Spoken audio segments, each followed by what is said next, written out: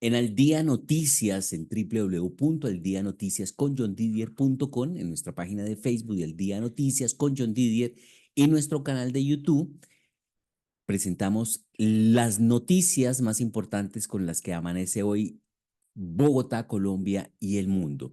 Atención que el ministro de Hacienda, Ricardo Bonilla, intervendrá el precio del diésel si no hay acuerdo con los transportadores.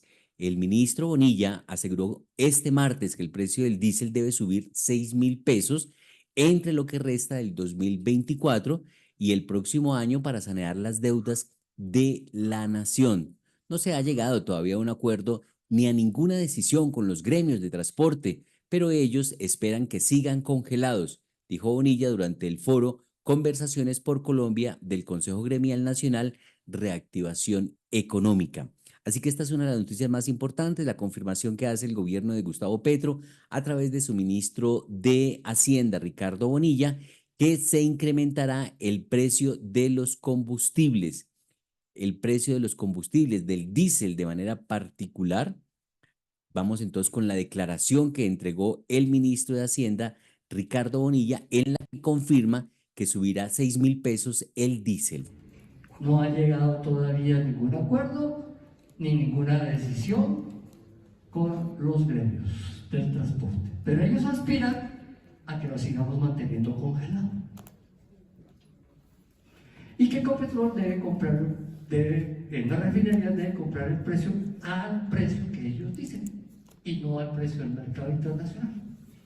Eso es una discusión más problemática, porque nadie puede intervenir en las decisiones de Ecopetrol y los accionistas minoritarios son los primeros que le dicen: usted tiene que vender al precio internacional y en los combustibles que usted refina los debe vender al precio que corresponde.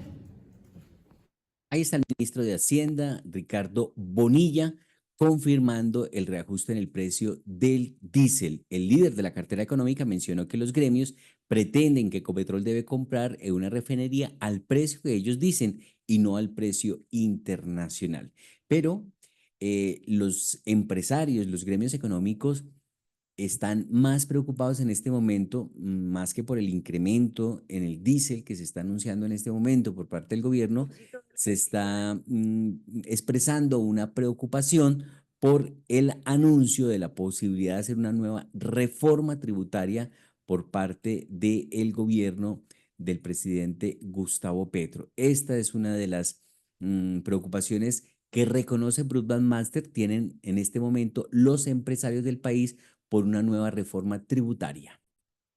Propósito del ejercicio de hoy, sí. Y a mí me gustaría pedirle en particular que nos explique por qué el sector privado está preocupado ante la cercanía de la reforma tributaria de la segunda. Sí.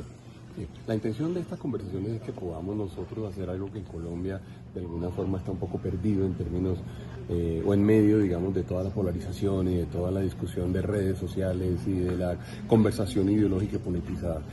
No queremos abandonar temas importantes y fundamentales para el país. Es evidente que la actividad económica tiene un nivel que no le sirve a nadie, un nivel que termina teniendo efectos importantes sobre la población, efectos importantes sobre el recaudo, efectos importantes sobre la producción, inclusive efectos sobre la capacidad del gobierno, por supuesto, de ejercer su función social y la inversión social. En este orden de ideas lo que estamos haciendo es una invitación.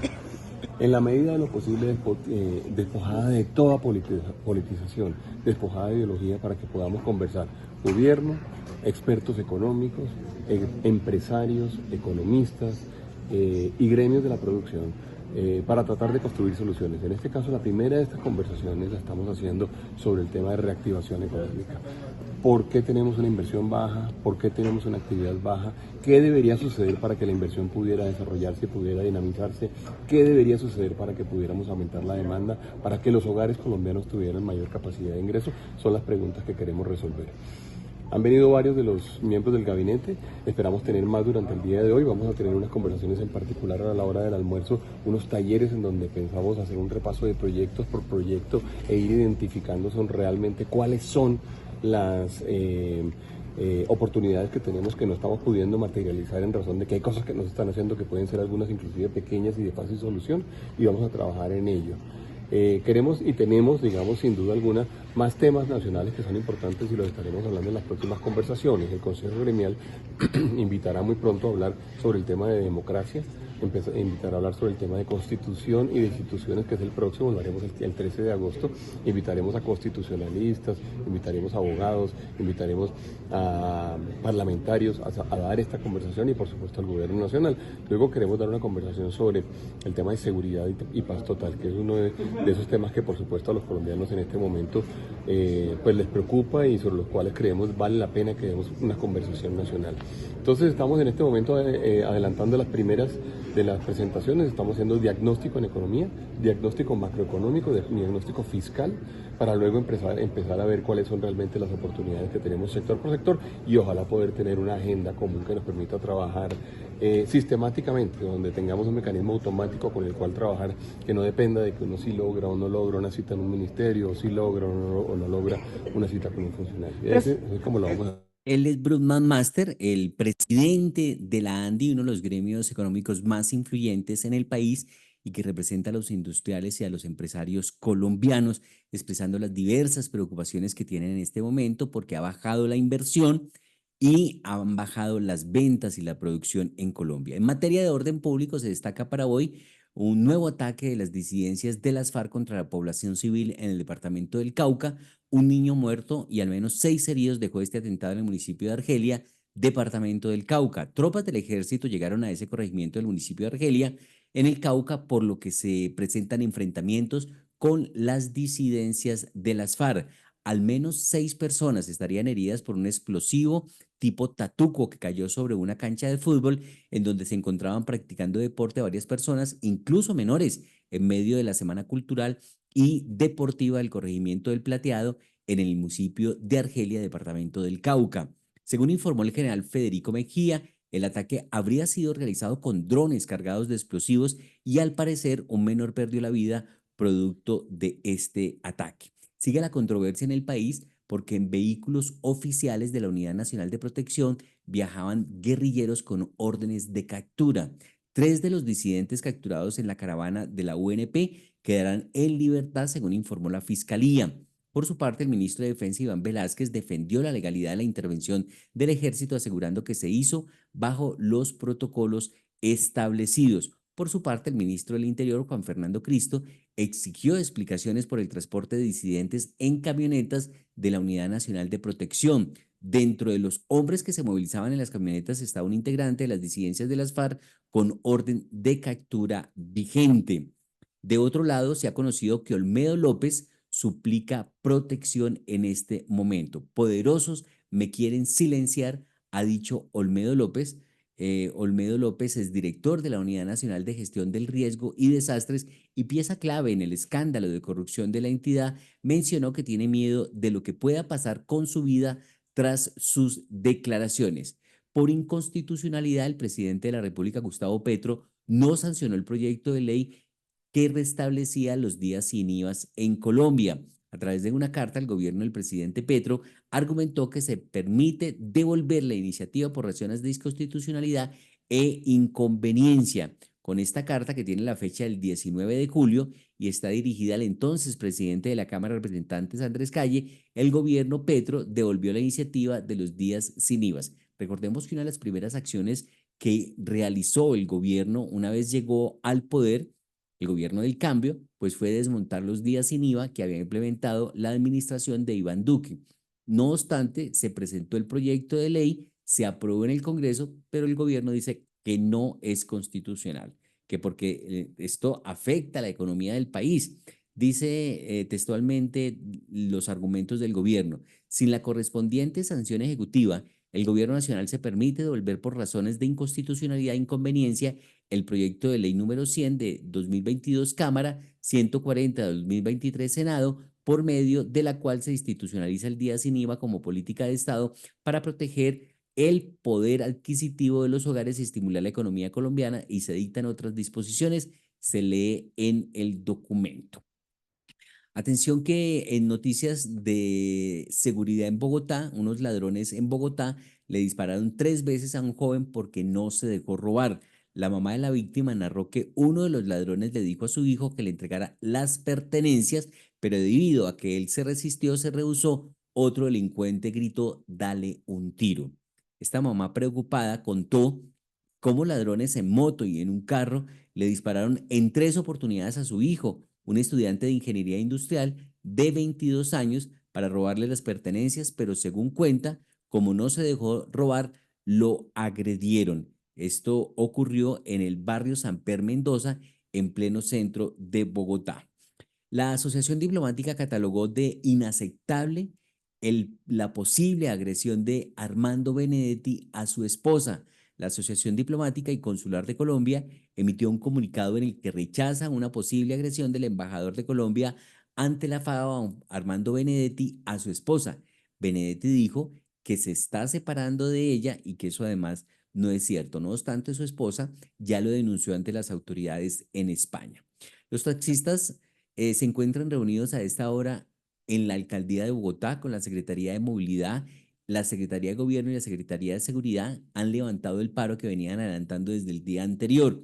Así que los taxistas en Bogotá llegaron a un acuerdo con el distrito y de momento levantan el paro. Los líderes de los taxistas se reúnen mejor este miércoles con las Secretarías de Gobierno, Movilidad y Seguridad para tratar su situación. Muchos ciudadanos se vieron afectados este martes por cuenta del paro y debieron caminar.